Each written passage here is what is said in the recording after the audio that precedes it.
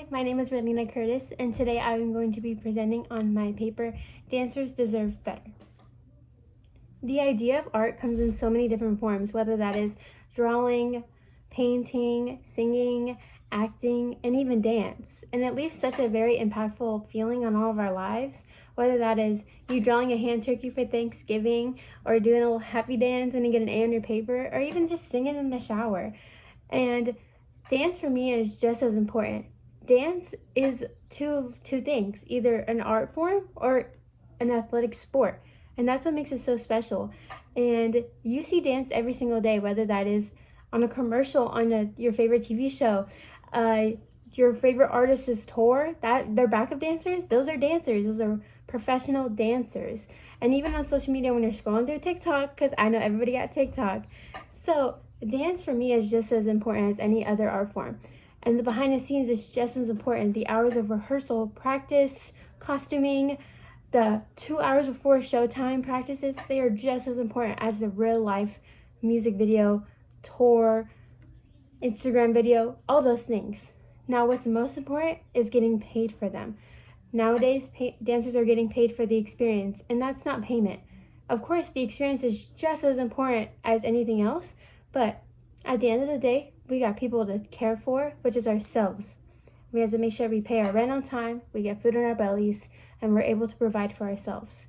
And it's important that dancers do not get overlooked just because of the experience. They're human beings and they have lives to take care of as well. Let's talk dance. Everybody knows what dancing is, whether you've played Just Dance, you've seen a TikTok dance, you've done a little happy dance. There's no really wrong way to dance unless you don't got rhythm. You know what I'm saying? So dance is just such a beautiful thing because it's a way of you can express yourself through movement without really having to say anything. And like I said earlier, you see dance in your everyday life, whether that is in commercials, music videos, movies, tours, Instagram videos. You see it everywhere. You're not hiding from it. And a lot of people overlook it. Now, why is dance not important? Is it just because we don't have gold medals and we're not Olympic athletes? We're just as important as them. We leave an image for everyone to picture in their minds. We are given a story and we are able to tell it with our bodies without saying a single word. And that is so amazing and so impactful in so many different ways.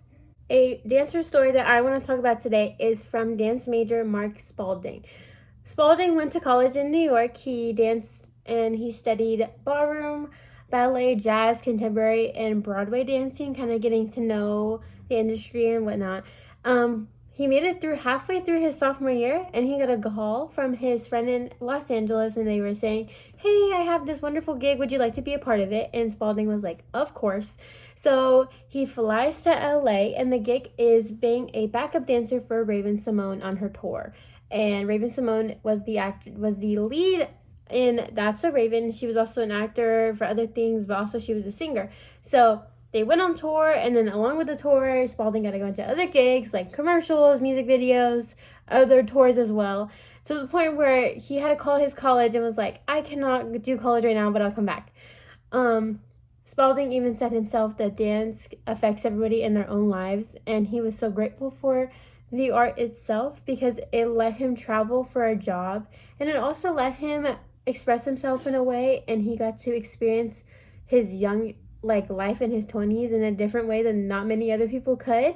And most importantly, he was doing something that he loved for a job, and that's why dance is so important. Let's talk wages. So going back to what Spalding said about his career and commercial and Broadway and all that kind of things, with those you have to get paid, right? So professional dancers are considered freelance dancers, and basically that is like an independent worker. So you have the power to set your own prices and what you deserve. But for my own research, I read an article named "How Much Do Dancers Make" by Julian Marino, and she had reported that they make on average of $24.50 an hour. And that's a relatively good price, especially if you're starting out and you're like teaching or it's your first gig or whatnot.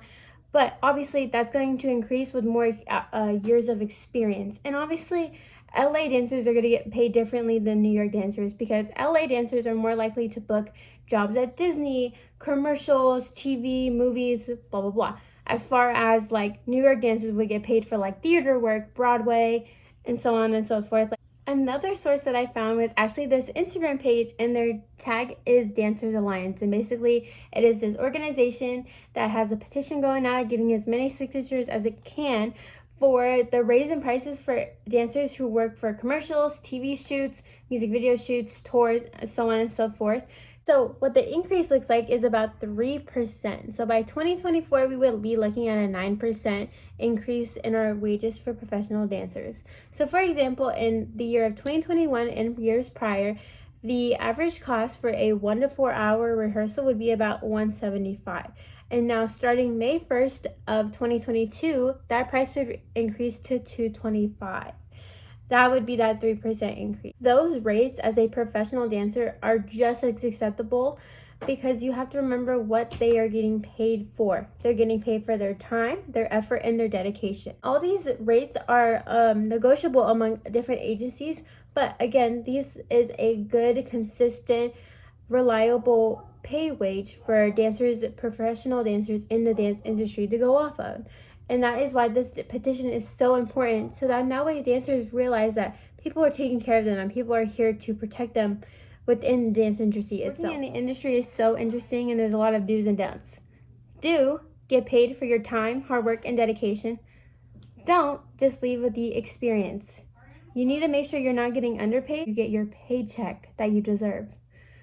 But working in the industry is super cool. You get to dance alongside your favorite artists of all time for their worldwide tour. You could work for Disney, you can work on Broadway, you can work on a commercial. There's the list that goes on and on. But a lot of times, sometimes they don't get paid as well as they should. They get underpaid, or they get left with, you got the experience, right? No. A story I would like to talk about is two different stories. One, Super Bowl. Two, a ballet academy. Let's talk Super Bowl. This Super Bowl story I'm going to be talking about today is the Super Bowl halftime show of 2022, which we all remember was very iconic. It included artists like Mary J. Blige, Snoop Dogg, Ice Cube, Eminem, Kendrick Lamar, you name it. It was a very 2000s R&B throwback for all of us, and I loved it. But what if I told you that those dancers in that halftime show were considered volunteers? Volunteers are relatively known as just people who give up their time for free just for a good cause. Now, would you consider the Super Bowl halftime a good cause? That is a show for people at home and in the stadium to watch as the players take their timeouts and discuss what's going on. That is a show within itself, and that show needs rehearsals, costuming, practice, showtime, right before the show, practices, you name it. They need everything. Those rehearsals can amount to 8-hour days, 12-hour days. You know, you have to take time to learn the dance, make formations, clean it, stage it, whatnot. Now, these dancers were considered volunteers, giving up their time for free. And I don't think any of those dancers were giving up their time for free. They were there to present themselves and get the experience of saying, oh my God, I performed in the halftime Super Bowl.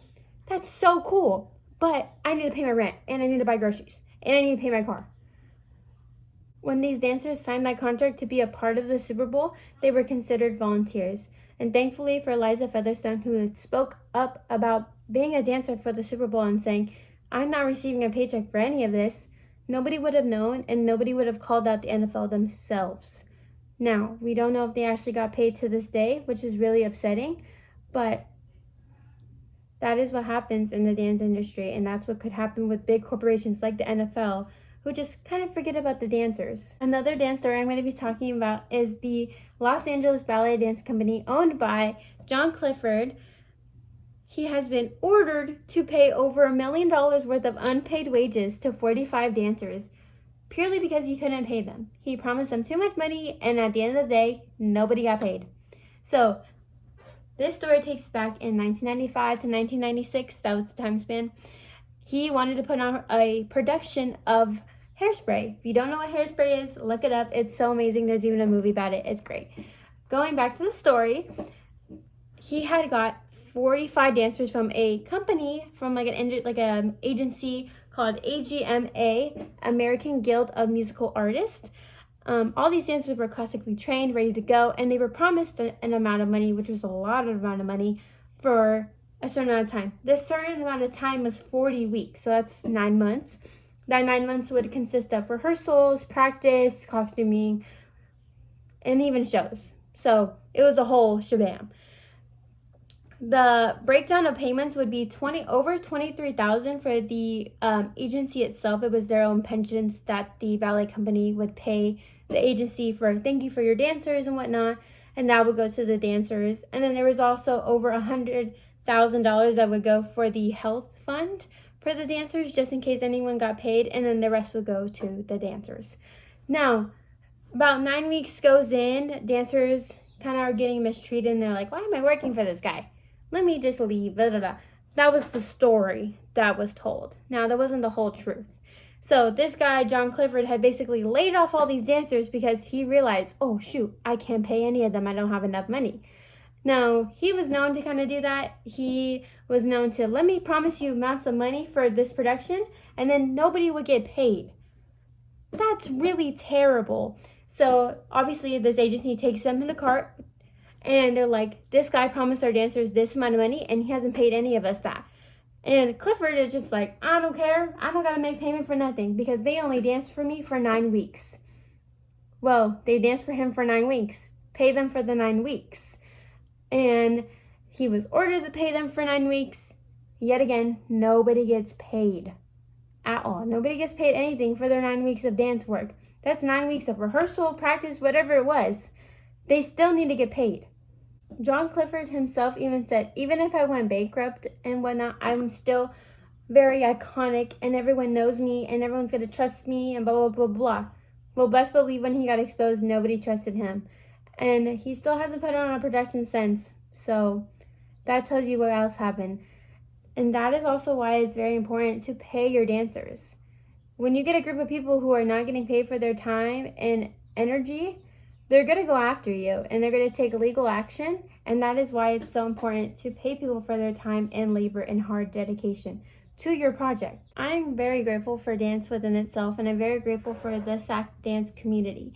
For my involvement for this project, I got to actually be a part of a talk with a dance studio about the dance industry within itself.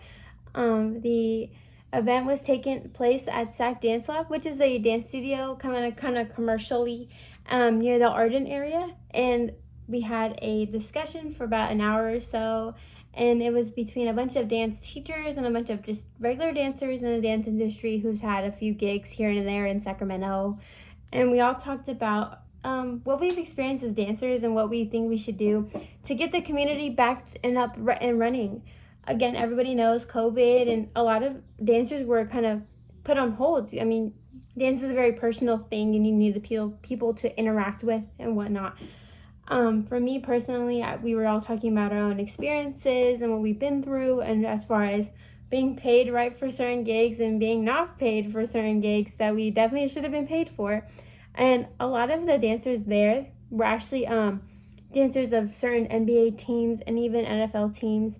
Some dancers have danced for the Sacramento Kings, the Warriors, Raiderettes, that when they were in Oakland, and the 49ers, and talking about what they experienced with that team.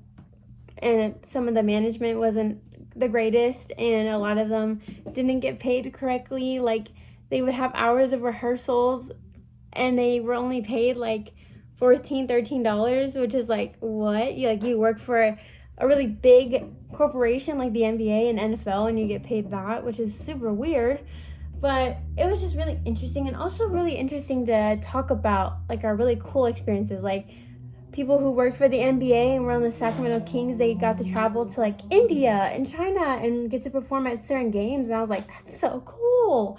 So again, there's a lot of do's and don'ts, and we can definitely talk a lot about negative things, but it was really interesting to hear other people's stories because I'm not fully there yet. I haven't danced for an NBA or an NFL team, but I look up to these people in the dance industry, and I look up to hearing what their experiences are, and one day those will be mine and I will get to tell my story. But that was really cool to experience, and I'm so glad I actually went and got to talk to people.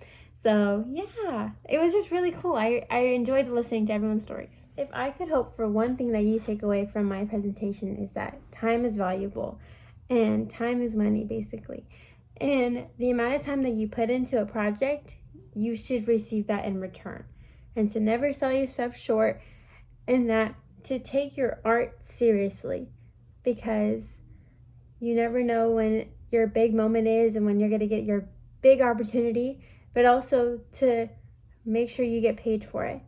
And I hope that you guys enjoy dance just as much as I do, and maybe go see a show one time because they're super fun. And I really hope that my presentation informed you of underpaid dancers and underpaid artists in general, and that to value artists just as much as anybody else. Thank you.